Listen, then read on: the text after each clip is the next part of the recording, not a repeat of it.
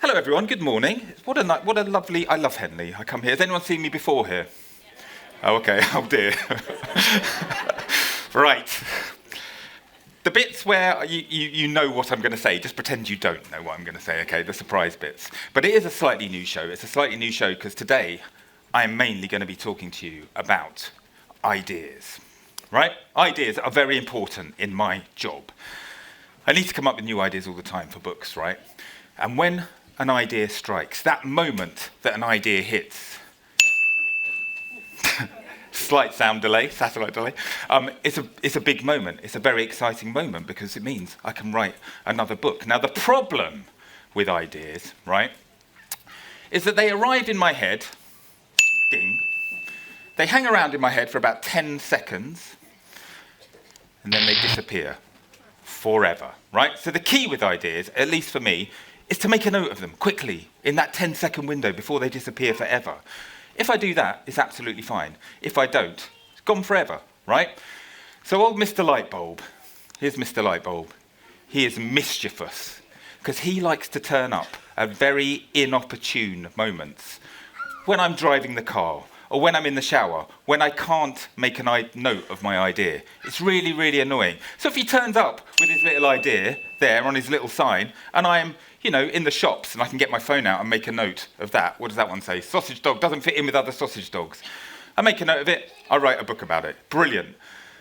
If I'm in the shower or driving the car, that idea is gone forever. Do you know what? I would not be at all surprised if Mr. Lightbulb turns up in my head while I'm on stage today. That would be really, really annoying because I would lose really good book ideas. So you guys, will you help me out? If you spot Mr. Lightbulb on my screen behind me, will you let me know? Yeah? How about you say a nice big ding? Yeah? I know, there he is. Let's have a practice. You're going to shout the word ding after 3. You ready? 1, 2, 3. Ding! Brilliant. Ground rules established. I know, last year it was Ringo, wasn't it? Last year it was Ringo. This year it's Mr. Lightbulb. Right. Okay, so I'm going to start by asking you guys a very, very simple question, okay? Really? You sure? Was it a good idea? Or not? Not really. I can't remember what that idea was. It's gone forever. Right, ideas. Oh, I should say hello to everybody watching at home, by the way. That's what I forgot to do. Hello, everyone watching at home. Nice to see you this morning. Right, has anyone here got any idea what they want to be when they grow up? I am talking to the adults too here, by the way. Okay, my friend in the front, what do you want to be? A paleontologist, dinosaur bones and all that stuff. Very good. Let's move that out of the way before I trip over it. Okay. What about you back there, young lady in the pink? Have you forgotten? Happens all the time. Down the front here. A red arrows pilot. Very specific. I like that. What about you? An astronaut. Guys, these are brilliant jobs. Okay, we'll go with you there. A vet. Lovely job. We'll come back over to this side. Okay, friend in the green. An artist, you're my favourite, right? And then we will go for, okay, young man there. A basketball player. So we didn't have any footballers. Usually I get footballers, because that's my opportunity to tell you what my favourite team is. Arsenal!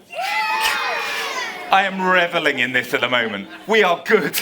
We are a good team. This is not always the case. Right, here's me when I was little, 5 or 6. In that picture, there were 2 things I wanted to be when I grew up. One was a footballer. My uncle was a professional footballer. He played for Brighton. He played for Ipswich, and I wanted to be like him. But I wanted to play for a good team. And so sorry, I don't mean that. The other thing I wanted to be is something called an illustrator, like my artist friend over here. An illustrator is somebody who draws pictures for their job. The reason I wanted to be an illustrator is because of this picture here. Now, I did this drawing when I was in reception at school. The reason I did this particular picture is because at my school we had a summer fair. And just before the summer fair started, they announced, we're going to hold a drawing competition. Everyone in the whole school can enter. You just have to draw a picture of something to do with the summer fair. So I drew this picture here of some children dancing around a maypole, and I don't know if you can see, but somebody has written a little letter P up in the top left-hand corner, and that P stands for prize, because I was very, very lucky, and I won first prize in the drawing competition in the whole school. And I can still remember the day that my head teacher came into the classroom, and he said, right, which one of you is Robert? And I was like, oh no, what have I done? So I stood up and I shuffled to the front of the class, and he said, congratulations, you've won first prize in the drawing competition. Now, I must admit, my first thought was, what's my prize going to be? I mean, it's probably going to be like a new bike, isn't it? Or, I don't know, a Nintendo Switch, something like that. It was neither of those things. Do you know what my prize was? A pencil. Now, that does not sound very exciting, does it? But do you know what? I treasured that pencil. I loved that pencil because that pencil stood for something. It stood for the fact that somebody thought that I was good at drawing. And do you know what? I don't think anyone had ever said that to me before. So what happened was, because someone said they thought I was good at drawing, as I got older and even more stylish, do you think I look pretty cool? I know. Effortless, right? Effortless. As I got older and even more stylish, I carried on drawing because somebody said they thought I was good at it. One of my favourite things to do was take the stories that my teachers would read to me at school, and I would write my own stories for those characters, and I'd draw the pictures. I'd staple them down one side to turn them into little books, and I'd hand them out to my friends and family to read. I spent a lot of time, particularly in the school holidays, making my own comics. Now, I don't know if any of you guys have ever tried doing it before, but it's so fun. It's a really, really fun thing to do. You get to invent all these different characters, write little stories for them, do the voice bubbles. I'd even do the puzzle pages and stuff. Then I'd give it to my dad to photocopy. And I'd hand it out to my friends and family. I spent a lot of time, copying my favourite cartoon characters, like Garfield here. Now, some people think that copying is cheating. And I guess if you're doing a maths test, then they might have a point. But when it comes to drawing, I actually think that copying is a really, really good way of getting better at drawing, because you get to see how other artists kind of put their characters together, how they draw noses, how they draw ears, how they draw feet. And it can really help you with your own drawing. As anybody who's ever watched any of my Draw with Rob videos will know, it really helps when it comes to inventing your own characters. So it's a really, really useful thing to do. Oh, we're doing that thing. Was it a good idea? No. This drawing here, I think I did this when I was about 9 or 10 years old. And the thing about drawing is the more you do it, the better you get at it. Or I should say, the more confident you get at it. By the time I was 9 or 10, I was doing so much drawing in my spare time that I was getting really good at stuff like, going slow when you get to the edges, when you're colouring in, that sort of thing.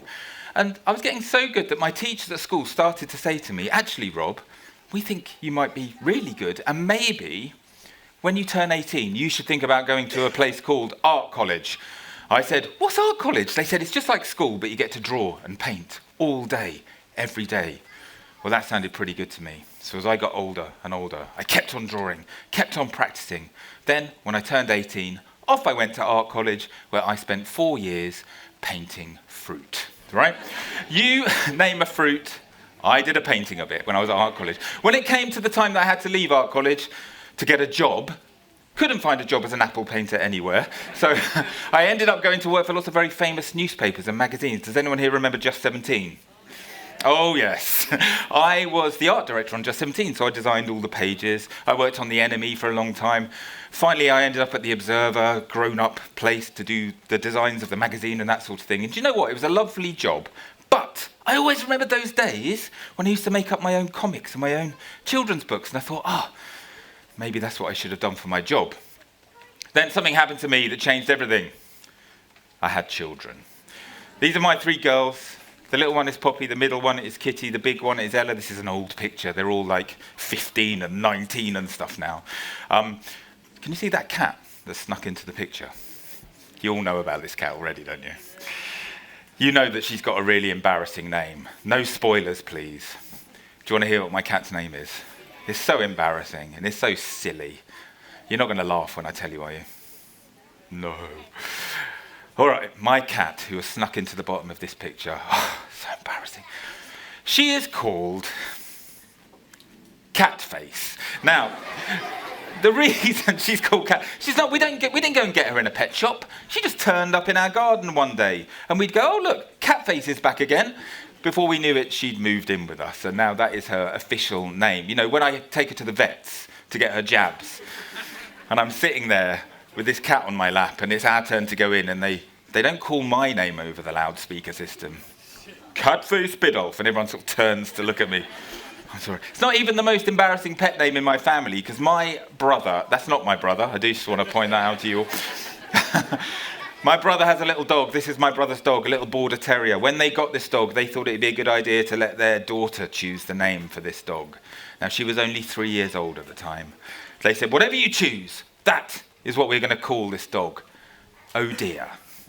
Are you ready for this? And I promise you this is 100% true. And it's not Dogface, before you get to that. That would be brilliant compared to what her actual name is. This little dog is called Toothpaste. What? Who does that? My brother, that's who does that. And sometimes Muggins has to look after Toothpaste when they go on holiday. So if you're ever in North London and you see a man with a hat and glasses shouting the word toothpaste at the top of his voice in the park, you'll know what's going on. Who thinks I should write a book about toothpaste and catface? I mean, that's an open goal, right? Why haven't I done that? I don't know what's wrong with me. Right, does anyone know what my dog is called? What's my dog called? Ringo. Would you like to see Ringo? All right, I will show you a little video of Ringo, but I have to warn you, this is very, very cute. This video comes with a cuteness warning. You may feel the need to say, oh, very loudly, because this is a video of Ringo when he was a puppy. There it is. There it is. Hello, Ringo. Go, you eat that hedge, Ringo. Yes, you eat that hedge. Good boy. Would you like to see Ringo now? Picture of grown-up Ringo. There he is. This is Ringo. I know. Isn't he handsome? And isn't that a lovely picture? It's almost as if I got a professional photographer around my house to take a picture of him. But what kind of idiot would do something like that? Not this idiot. Right. Where was I? Oh, yes. Something happened that changed everything. I had children, and we started buying lots of books to read to them at bedtime. These were some of our favourite books to read at bedtime. And as I would read the Gruffalo Dogger, Tiger Who Came to Tea, as I would read these books, again, I would think, that looks like such a nice job. Imagine you could do that for your job, draw pictures and write stories for children. And then I thought, Rob, why don't you have a go at writing a children's book? Why don't you have a go at drawing the pictures? Do you know what? I didn't know if I could do it. You never know, though, until you try something, right? So I sort of sat down with my pens and my pencils, and I started drawing, I started writing, and I thought, right, I'm going to write a story about an animal. Children like animals. I really like penguins. I'm going to write a story about a penguin. Now, a penguin is a kind of bird, right? What's different about penguins to most other types of bird? They can't fly. So I thought, well, I'm going to write a story about a penguin who does fly. I just need to think of a clever way of getting this penguin up into the sky. I know! What if he goes out flying a kite on a very, very windy day and ends up getting blown away? So I wrote this story all about this chap, Penguin Blue. He goes out with his kite on a windy day. He gets blown away across the sea. And him and his friends, they end up in a place that penguins aren't usually found. They end up on a jungle island. And they have to think of a clever way of getting back home again. So I wrote the story. I drew the pictures. I went into London, which is where most of the publishers work. Publishers are the people that make books. And I went into the big room and I put my drawings out on the big table and I said, right, what do you think? Am I good enough to write children's books? And they said, do you know what? We think you might be. In fact, we think you are. We're going to turn this story into a book. And pretty soon I started seeing this book with my name at the top of it in bookshops all across the country, in libraries all across the country, in schools all across the country, all across the world, in fact. And do you know what? To this day, if I see a book with my name at the top of it, I have to pinch myself to make sure that I'm not dreaming. Because for me, being a children's author and illustrator really is a dream come true. The best thing about it was, they let me write more books. So I've written books about bears, sausage dogs, dinosaurs, blue-footed boobies, all sorts of things. I've written loads and loads and loads of books. Well, he's there right now, is he? This is a good clicker, by the way, everyone. Very responsive. We like that. But the reason I wanted to tell you about all this stuff is hopefully you can see that there is a line from when I did that drawing at school, when I was in reception at school, to me becoming a children's author. Now, it wasn't a straight line, there were ups and there were downs. But the main thing that happened along that line is that I was determined. I didn't give up. I worked hard and I practiced to achieve my goal. So whatever it is that you guys want to be when you grow up, whether it's a paleontologist or basketball player or an artist, whatever it is you want to be, if you're willing to work hard and you're determined and you practice, you're going to give yourself every chance of doing that, because I am living proof that it can happen. Right, let's move on to the next bit now. What we're going to talk about, oh yes, different type of idea. A lockdown idea. Does anyone know what this is? Draw with Rob. Jolly good, very glad to hear it. For those that don't know, I will explain what Draw with Rob is. Way back in March of 2020, so a long time ago now, 4.5 years ago now, some of you might not have even been around 4.5 years ago.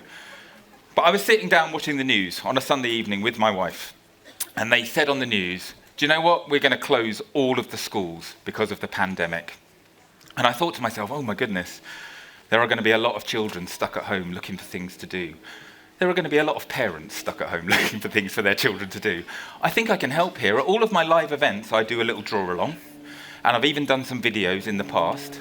What I'm going to do, two or three times a week, I'm going to record myself drawing my characters step by step, like a draw along instruction video, and I'm going to put it up online a couple of times a week, and it might keep a few children busy for an hour or so. So I thought, right, that's what I'll do. The next day, I recorded the first video. This is the first video here. It's me drawing a little dinosaur character of mine called Gregosaurus. And I recorded the video on the Monday. I put this up on YouTube on the Tuesday. On the Wednesday, so many thousands of people had watched this video that I was on news at 10 that night. And I promise you that that is exactly how it happened. It was the most surreal time of my life, because I started to get sent overnight thousands and thousands and thousands of drawings from children all over the world. And it was like overwhelming. I can't explain what it was like, but it's a really, really lovely thing. And do you know what? It taught me so much about drawing and about art. Lots of people say to me, I can't draw, I'm rubbish at drawing. And I say, well, why do you think that? There's no right or wrong answer with drawing. It's not like maths. If you go to an art gallery, all the paintings are in totally different styles. Who's to say what's good and what's bad, right? It's a subjective thing. And, you know, you look at these drawings here, peacocks, right? We literally did this drawing together, step-by-step drawing. Everybody's drawings of a peacock look different. You can't help but put a bit of yourself into your drawings, and that is the beauty of art. The other thing I love about art is happy making. It makes us smile. You start with a blank page. Half an hour later, you end up with something that you're hugely, hugely proud of. So I really, really love the power of art. Did anyone do this one with me? Does anyone know why this was a very, very special episode? Can anyone remember? Can you remember? It was a world record. Where's my friend here? You need to stand up and show everybody your T-shirt. You might not have noticed. There we go. World record breaker. We broke the world record back in May of 2020 for the largest ever online art class. We had, how many was it? 45,600 participants. That was households and schools. We think it's nearly 200,000 people drew that whale with me live back in May of 2020. And we raised like 50, 60, 70,000 pounds for the NHS while we were doing it as well. So it was a really lovely thing. And again, I think that's the power of art, to bring people together, especially at a time in lockdown when we couldn't be together with our families. So it's a lovely, lovely thing. People said to me, can you do a video every day, please, in lockdown? And I was like, well, I've got to write some books at some point.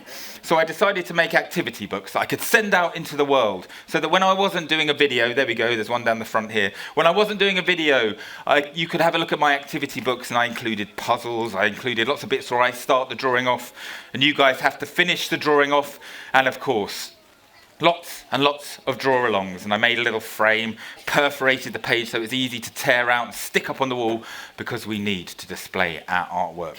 And I'm about to give you an exclusive first look at the brand new Draw with Rob book, which is going to come out in, I think, in about 2 weeks' time. Are you ready for this? Our drum roll didn't quite work in rehearsal, so I might have to add the cymbals at the end. Oh yeah, you do it, Baldy. Here we go.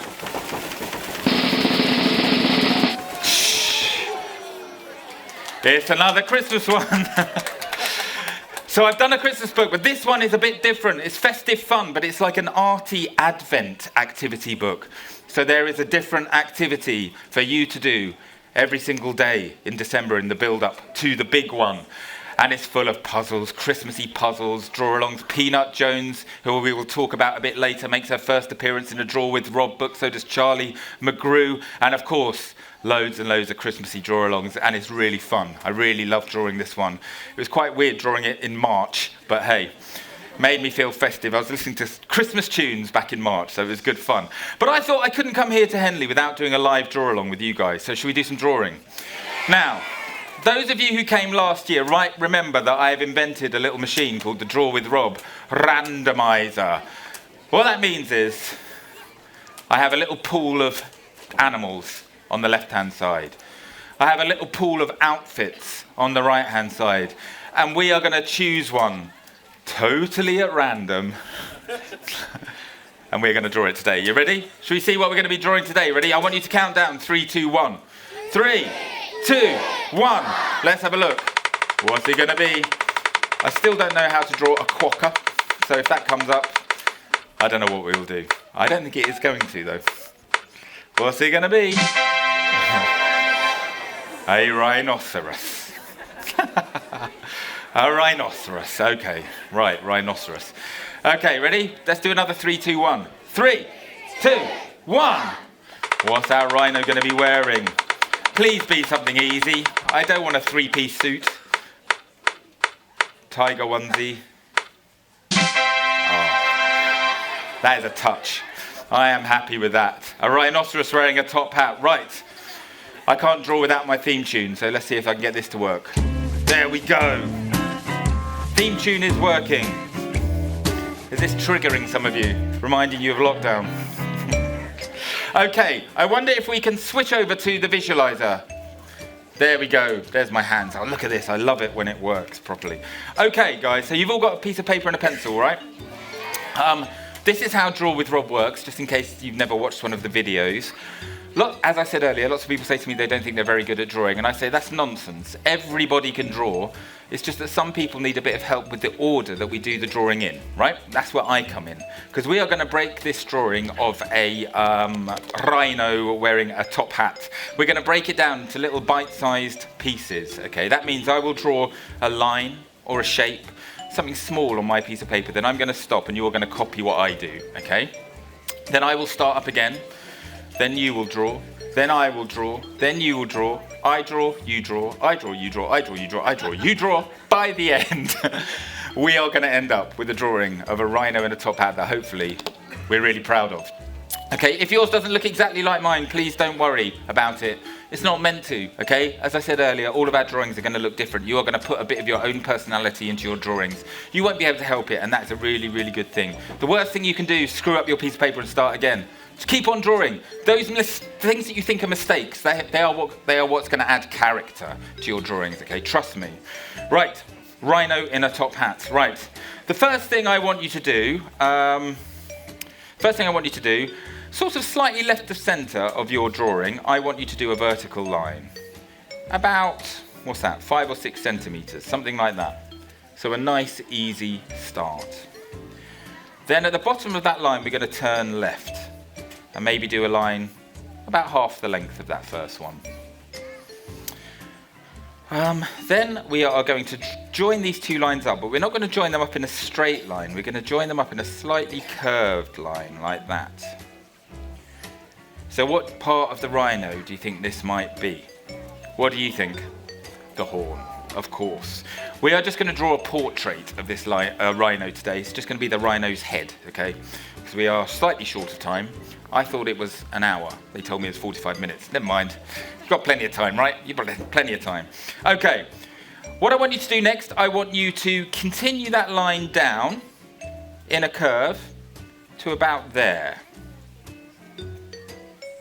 Then we're going to turn around and we're going to head up the page, bear right, and then head back up again, like so. So a little squiggly line.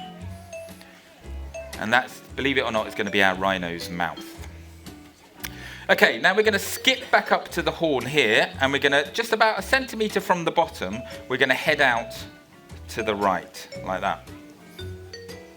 3 centimetres, I'm going to say.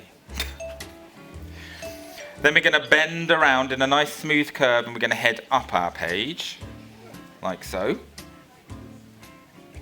I'm glad to see lots of the adults joining in. Very good. Then we're going to turn, we're going to head right, we're going to turn around, like that, and then we're going to head right back down to about there, to about level with the mouth. Then we're going to bear left, and again in a nice smooth curve, and we're going to join back up. Oh, I've already done a bit of smudging. Join back up underneath there. And this is going to be our rhino's head. Okay, so far so good. Right, I think we should wake our rhino up now. Now we're going to add the eye. Now I think rhinos have got quite high foreheads. So we're going to add our eye low down on the right hand side here. So I want you to draw a nice circle in the bottom right area of that shape. Eye placement and the placement of noses and eyes and ears and that sort of thing is super important when you're drawing cartoon characters. The placement really changes the entire character of your drawing.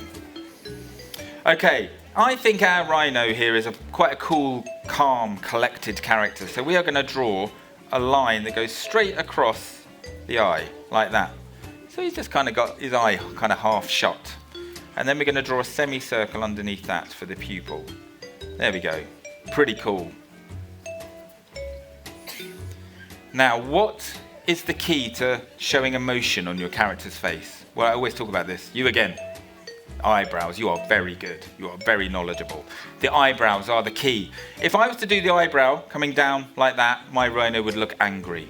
If I do it sort of going up that way, he or she is going to look a bit worried, right?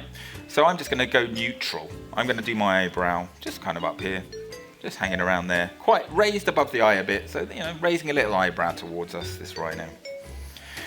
Let's give our rhino a nostril so that he or she can breathe. Just here, we're going to add a little circle that we colour in. Now, do you remember earlier I said when you copy other artists, you get to see how they draw certain things like hands and ears and eyes, that sort of thing. Well, I always draw nostrils in the same way. I know, I bet some of you haven't even got a nostril style, have you? Well, I have. I always do it as a little swirl. I don't know why. I just like doing swirls. So we do a little swirly-whirly bit like that. That's how I do nostrils. Okay, ears. Let's add up here, coming out to the right, we're going to add like a leaf shape. Just coming off the side of the head. And inside that leaf shape, we're going to draw a smaller leaf shape. I'm using a nice brush pen here, so if I just press lightly, I do a thinner line. That's why I like brush pens so much. The other ear we're going to do sort of coming out the top, like this. And again, we'll do a thinner line in there. This is pretty good, this rhino, if I do say so myself. Let's add a few like creases. They've got very sort of leathery, creasy skin, haven't they? So we'll add a few little lines going up the nose. Like so. Let's add some eye bags. A bit like mine, right? So they're going to come underneath here, just 2 little kind of U shapes under there. Make our rhino look a little bit more weathered than he or she otherwise might. Oh, top hat, we need to do a top hat. This is nice and easy. Top hat, we are going to draw like a smile shape that just kind of brushes the top of our rhino's head, like that. That is going to be the brim of our top hat. Then we're going to draw a nice rectangle coming out the top, like so. Let's do a line across here, and I'll colour that bit in. So he's got a little band on his top hat, or her top hat. That's pretty much it. Now I'm going to do I can't go into super speed mode like I do in my videos, but I am going to colour in very quickly, okay? So I've got a bit of sort of grey here. Now, sometimes I think it's really good. It's great sometimes if you can spend ages colouring in, and like I said earlier, go slow when you get to the edges, all that sort of thing. But actually, when you colour in really fast sometimes, I think that adds an energy to your drawing. So when you can sort of see the pencil marks, or if you're painting, the brush marks, I think it's really good for adding a bit of energy into your drawing. So hopefully That's going to work nicely here. Especially when you're drawing an animal that has got quite sort of leathery, rough skin, like a rhino has. And you can add, I'm going to show you a little trick here, which is quite a common trick in cartoon land. If you want to add that texture, if you do some like little groups of 4 lines that go in different directions, it's a really good way of shading in your character with a bit of texture. Can you see what I'm doing? 4 lines, and each time I sort of change the direction, and it just adds a bit of character to your drawing. And I'm using a bit of blue here because I'm saying that the light is coming in from the top left, so I want to make the right hand side slightly kind of darker, and it just adds a little bit of depth to the drawing. And then I can use my grey to add some of those lines as well, and hopefully that will blend in quite nicely. But these are little tricks of the trade that you learn as you go along when you're drawing characters. You learn what works and what doesn't. Where's my black? There we go, there's a bit of black here. And I'll do a little bit there. And just by building up these layers, it's a really good way of shading in your character. That's pretty good. I'm going to add a little bit of blue just there, on the side of the rhino horn. Maybe a little bit of yellow in there too. A bit of yellow in the eye. Like so. Have I got a pink? I've got a pink. Add a bit of pink in there. What colour should we do the band? Let's do it red. And do you know what? I'm going to put a little flower sticking out of the hat. Like that. A little bit of detail. The devil, guys, is in the detail. Nice little flower. With a little yellow bit there. But that's pretty good, isn't he? This rhino character. Now, the very last thing you need to do might be the most important thing of all. What am I going to tell you to do now? Sign it. Very good. We need to let everybody know who has created these works of art. You need to take ownership of your art. You need to be proud of your art. We need to stick our art up on the wall so that everyone can see it. And we're going to write our names. I'm going to do my full signature. I'm very proud of this rhino in a top hat. There we go. Full signature. Once you have done that, I want you all to hold your drawings up. I want to see what we're dealing with here. Because usually when I'm doing the videos, I'm sat at home in my studio and I don't get to see any of your artwork until about an hour later when you start sending it through. Let's have a look. Amazing. Brilliant. Very good, Dad. Excellent work. Good on the end. Amazing. Well, you guys, very good. Excellent, excellent work. Let's have a look over here. These are brilliant, guys. Do you know what I'm going to do? I'm going to do a little film with you all, right? So I can have a proper look at it when I get home. I'm going to start over here and I'm going to film all the way across. I might put this up on my socials, so if you don't want to be in it, just hold your drawing in front of your face, okay? And we are going to start over here and I'm going to go from left to right. Here we go. Give me a wave as I go past. Why don't you do that? Yay, look at that. Lovely. These are so good. We have got professional artists in today, I can tell. I'm going to trip over, aren't I? Right, over this way. So many brilliant artists, and then we're going to finally finish over here with you guys. Excellent work. Right, give yourselves a round of applause. Very good, everyone. Well done. Well done. Right. I wonder if we can go back to my PowerPoint now, my friends at the back. Tech support. We're back. Right, let's see. So there we go. We have drawn a rhinoceros wearing a top hat. Now, can you believe it? After I did my randomizer thing last year, some people accused me. They said, that wasn't really random. You knew what you were going to be doing the whole time. Can you believe that somebody would say something outrageous? That outrageous. It's absolutely ridiculous. I mean, what do you think? What do you think? I agree. A ridiculous suggestion. I know. Totally ridiculous suggestion. As if I would do something like that. Right. And now I'm going to talk a little bit about growing an idea. Oh, what? You saw one. You saw an idea. I hope these are good ideas that are popping up, at least. Right, growing an idea. Do you remember earlier I said, sometimes an idea will arrive and it will just be a tiny seed of an idea, just a few words. You know, I think the one I saw was sausage dog doesn't fit in with other sausage dogs. The real key with ideas is growing them, right? So you start with a seed, then you need to grow that seed and you need to make it bloom, to make it blossom into something that you can write a whole story about, or in my case, a whole book about, right? And I've got a little tactic that I use for doing this kind of thing, okay? And I'm going to give you a little example of how that happened to me once, okay? Now, my youngest daughter, her name is Poppy. And when she was first starting at school, in reception, there was one thing that she was really, really nervous about. And it's quite a weird thing, but for some reason she really fixated upon this thing just in the days before she started at school. And that was lunchtime at school, right? Up until then, she'd gone to playgroup or she'd gone to nursery, but she'd always come home and had her lunch at home with us. So she was really worried about having her packed lunch in the school dining hall. So I thought, right, I'm going to try and help her out on her first day. I will draw her a little picture on a post-it note, you know those little yellow sticky post-it notes, and I will hide that post-it note in her lunchbox, so that when it gets to lunchtime, she's feeling a bit worried, she'll open her lunch and there'll be a little picture from Daddy saying, "Hi, Poppy," and if she's feeling anxious, it might make her feel a little bit better. It's a nice idea, right? So that's what I did on her first day. Drew a little picture on the post-it note, hid it in her lunchbox, off she went to school. That afternoon, she came home from school, she said, "Daddy, I really loved the drawing that you did in my lunchbox today. What are you going to draw for me tomorrow?" I was like, "What? Oh, well, I thought it was a one-time only gig, Poppy, but okay, I will do you another one." So I did another little drawing. Off she went to school the next day. She came home the next day. She said, "Daddy, I really loved the drawing that you did in my packed lunch today, and so did all of my friends and all of the teachers. And everybody wants to know what you're going to draw for me tomorrow."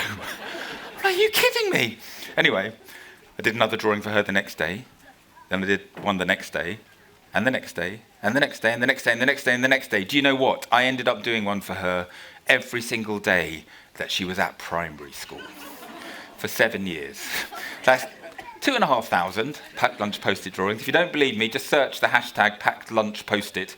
You can see them all online, because it went a bit viral. I suddenly found myself being interviewed on ABC News in New York about these things. It was these strange things keep happening to me. Would you like to see some of them? Yes. Let's see if I can get this to work. Yes, there we go, right. Okay, now the difficult thing was thinking of things to draw every day, because after about one half term, I'd drawn every single character that I could think of. So I used to do themes. So I might do Disney themes over a term, Disney films, over a term, or I think I did The Great Artists at one point, so I found myself drawing, the Mona Lisa or some Gustav Klimt on a post-it note at midnight. This one, I got middle daughter to come up with her top 100 characters, and we did a countdown. Paddington, Little Mermaid, don't know, Tom Gaze, Harry Potter, Scooby-Doo, R2-D2, Mickey Mouse, SpongeBob, of course, Winnie the Pooh. And as I would do all these drawings, I would think to myself, do you know what? It's a nice thing, really nice thing between Poppy and I. It's a bonding thing, lovely thing. We've still got them all. We've still got all the pictures. We've done exhibitions and stuff. It's a really nice thing. But I think there is an idea for a story in here somewhere. So whenever I get a little story seed like this, I use 2 words to help me make that seed grow. And it sounds really simple, but for me, this really, really works. Those 2 words are what and if. I just asked myself lots of what-if questions. I know it sounds too simple, but it just works, right? And I'll show you what I mean. I'll give you an example. What if there was a little girl? There she is, kind of a cross between my 2 youngest daughters, right? What if this girl had an unusual name? You know we like unusual names in my family, like Catface and Toothpaste. My wife used to call all of our children Peanut when they were little. I thought that's a nice name for a character. Peanut. I'm going to call her Peanut. Peanut Jones, okay? So I have a lead character for my story now. What if she has a best friend called Rockwell? And what if she has a little sister, a very kind of precocious, very smart little sister whose name is Elizabeth, but she couldn't pronounce it properly when she was a baby, and so everybody calls her Little Bit. That is her name. We have a cast of characters now for our story, right? Now, what if Peanut was a bit like Poppy, my daughter? She had a dad who drew these packed lunch post-its for her. But what if her dad has mysteriously disappeared about a year before our story starts? Suddenly, my story has taken a turn. it's become a mystery story. So what if one day Peanut is at home, she's in her bedroom, she's really missing her missing dad. So she tips out all of her post-it notes from the wooden box onto her bed to have a look through, and she's thinking about her dad. But what if, when she tips them out, she can sort of hear something rattling around inside this supposedly empty box? But what if she looks inside this box and at the bottom she finds a secret compartment? And what if inside that secret compartment she finds a pencil? Not just any old pencil, it's the most beautiful pencil she's ever seen in her life.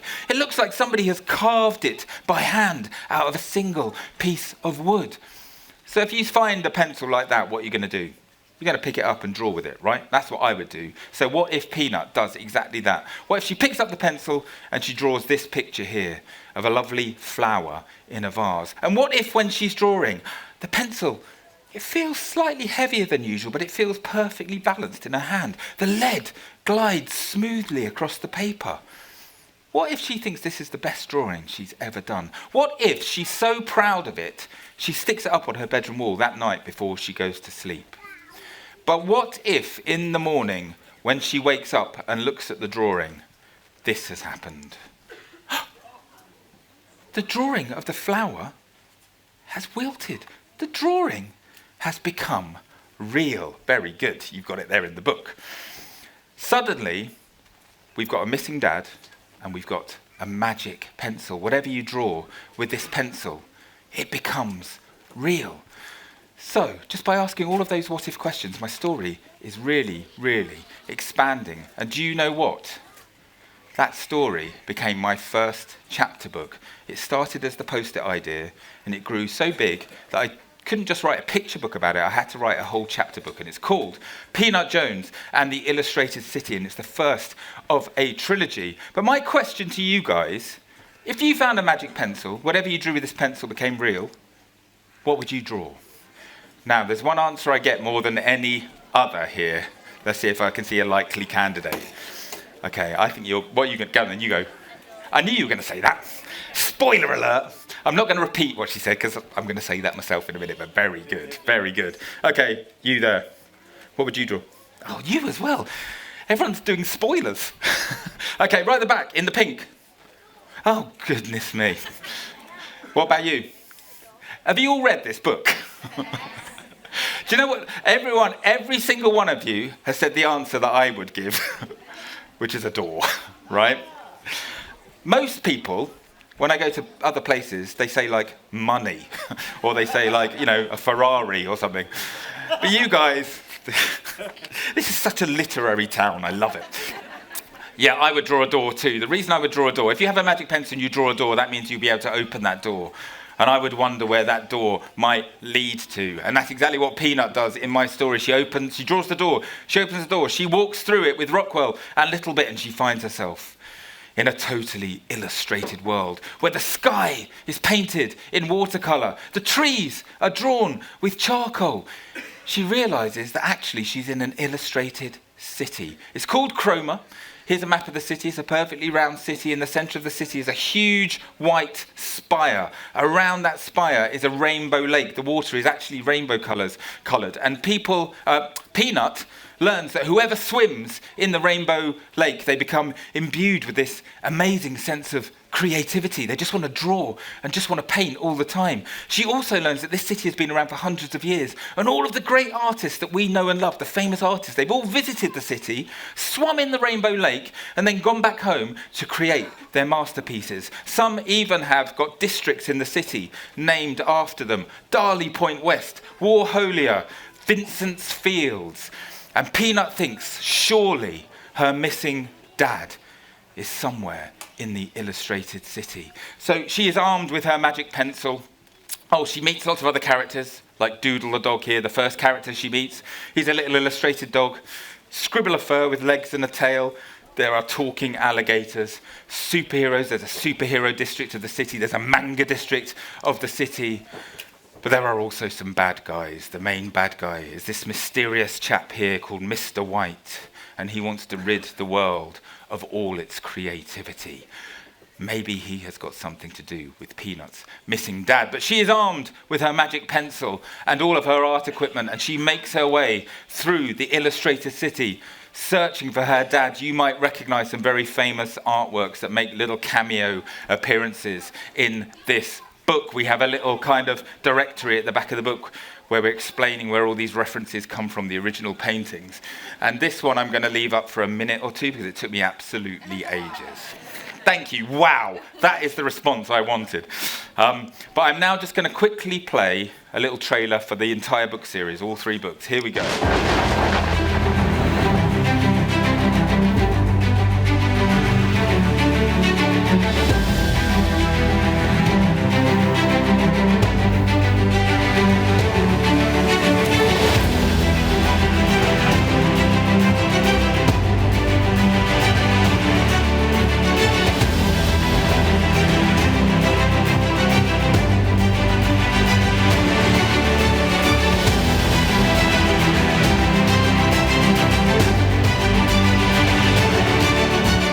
Go. 3 books, the Peanut Jones. Oh, you're too kind. You're very kind. And I'm so proud of these books. I didn't ever think necessarily I would write a chapter book, but I did. I wrote 3 of them. And, when I was kind of 10, 11 years old, I found it quite hard to read chapter books. I was a slightly reluctant reader. So I've written it for people like me. Very short chapters, cliffhangers at the end of every chapter. There's 200 illustrations in each of these books. And I'm told they're a very good first chapter book. So I'm super, super proud of them. And there are lots of very exciting things happening around these books, which I am not allowed to tell you about, but maybe you can guess. So you need to get in early on these books. Right, we are nearly finished now. I'm going to finish by talking about my next book. Really? Right. Are these ideas any good? You have to tell me if these ideas are actually any good. They are really good, aren't they? Really? They're good? They're quite good. That one, obviously, the last one was quite funny. Right. Okay, now let's just carry on and we'll get this done. Right. That's one for the older members of the audience. Right. Okay. I'm going to finish by reading you my brand new picture book. Do you know what? It's not even out yet. Very exciting, though. We have got copies of it here today. We were meant to get copies. I've done festivals. I was at Bath last weekend. I was down in Devon the weekend before, and we were meant to have copies of the books when I was in Devon, but they got stuck on a boat in Antwerp, and they have arrived only for today's event. So today is the very first time this book is going to have been on sale, and it's not out in the rest of the country till next week. So if you get a copy, you are the very first people in the entire world to own a copy of this book. Now, we are talking about ideas today, so I'm going to tell you where the idea came from this story. Where I work, I have a studio at the end of my garden in North London, and the studio has these glass-fronted doors, and it's like a hide. All the birds and all the animals, they don't know I'm in there, so they come right up to my windows, and they get on with their little lives in front of me, and I get to observe these things happening. And last year, I had a very special visitor. This guy, not the gorilla, the little baby fox cub. And he would come every day for about a month. He would come and sniff around. Sometimes his parents would come with him. And he was so cute and he was so friendly. He'd come right up to me. And I got really quite fond of him. And I thought, you know what? This guy, he deserves a story. So I am going to read to you the story I have written for this fox cub. Are you ready? Are you sitting comfortably? Then I'll begin. I was following the I was following the I was following the I. Now then, this story, it's all about a little boy, right? He has 2 toy foxes. He has Little Fox, who's there on the sledge. He also has Big Fox. And on one very snowy winter's day, he decides he's going to take them both with him to the park. And this story is called I Follow the Fox. Here we go. This morning I lost Little Fox in the park. We searched and we searched until long after dark. but we just couldn't find him, and now all I see is the space next to Big Fox where Little should be.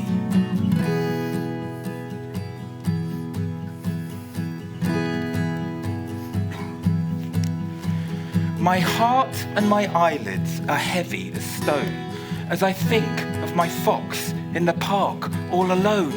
But then, from outside, something's calling my name, and I'm drawn to the window, a moth to the flame.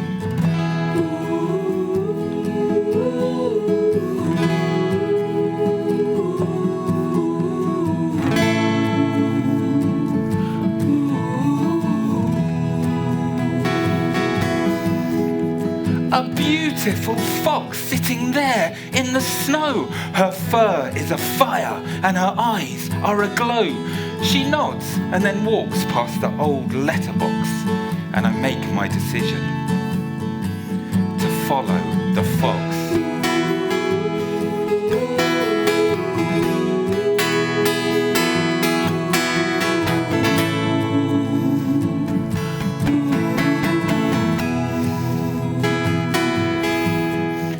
I pull on my coat and I scamper outside, and there by the tree stands my rusty red guide. She reminds me of Little, her tail's just like his, and maybe, just maybe, she knows where he is. I was following the I was following the I was following the I was following. I follow the fox as she moves without flaw through a city she knows like the back of her paw, past hotels and hospitals, car parks and clocks. There's hope in my heart as I follow the fox. Faster and faster we leap and we bound, so fast that I'm no longer touching the ground. She runs like the wind, but I stay on her tail as we leave behind streetlights and enter the vale.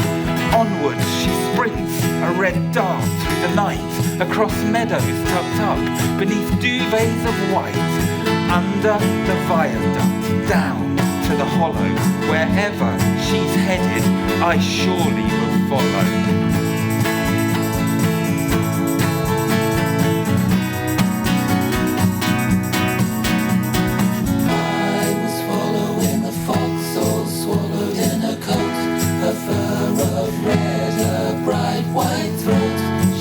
A little head while running in the snow, and I turn round and there you go, an arrow through the night, a burning flame, the hope that warms my heart in the winter time.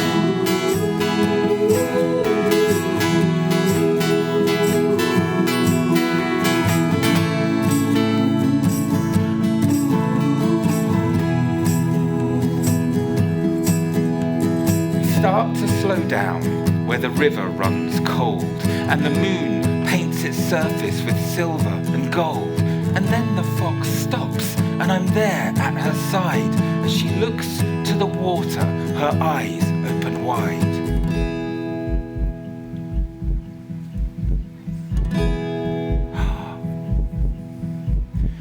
A tiny fox cub with a fluffy red pelt on an island of ice that is starting to melt. He shivers a little. He's too young to swim, and I realise he's trapped and his chances are slim. At this very moment, it's suddenly clear. This cub is the reason the fox brought me here.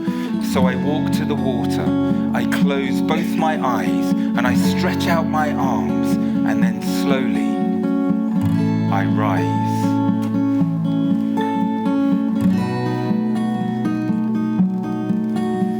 I take a deep breath as I fly through the air. Then I scoop up the fox cub and taking great care, I fly back to the bank with a smile on my face, and the fox greets her cub in a loving embrace.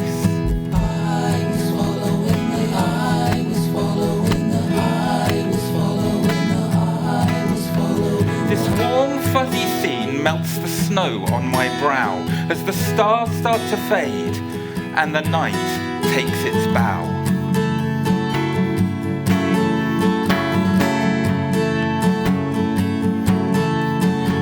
sun gifts her light to the blossoming day, and the promise of hope shines in every new ray.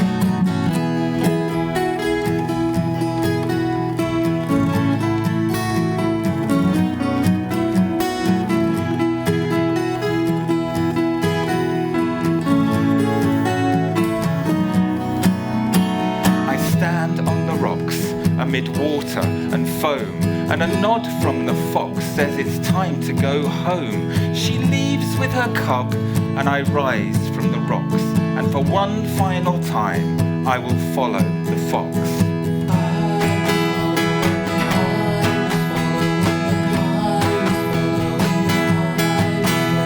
We fly through the hollow, the meadows, the vale. She runs like the wind, but I stay on her tail. Now we're back in the city. We round the last bend, then we stop by the tree, and I see, and I see, and I see an old friend.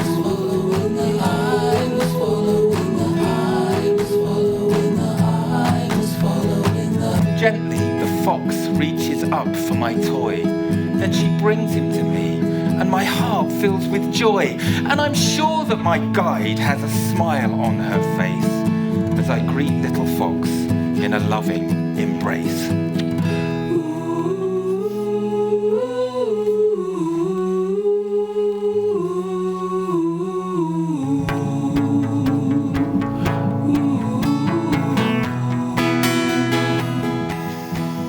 Now I'm back in my bed, and I open my eyes, and I stretch out my arms, and then slowly I rise. Little fox, Mummy says, as she stands in the hall. We didn't take him to the park after all. Maybe she's right. Was the whole thing a dream? Are the fox and her cub not as real as they seem?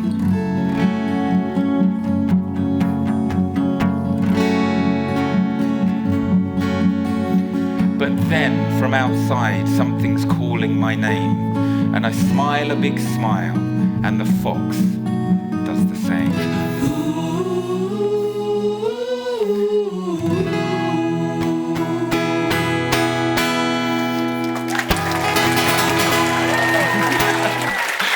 There we go.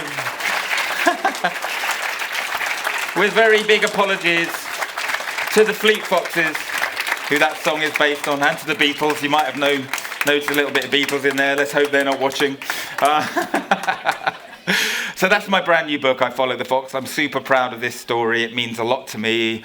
My agent, when I delivered it, described it as a cross between Dogger and the Snowman. And I thought, you know what, I will take that. So yeah, I'm really, really proud of this book here. Mr. Lightbulb! Right, Mr. Lightbulb, you must have one last idea for me, right?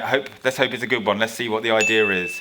Finish the show and go and sign their books. So that is what I'm going to do, guys. All that remains is for me to say a huge thank you for coming to see me today. I want to thank the team at the festival for having me. I'm here every year and they put up with me. And I really, really love coming to this festival. Bring your books. I think I'm going to go to the signing tent. I will sign your books and do all that kind of stuff for you. Thanks to everybody at home for watching. I'm going to be back maybe next year. Who knows? And thank you for coming to see me. It's been lovely.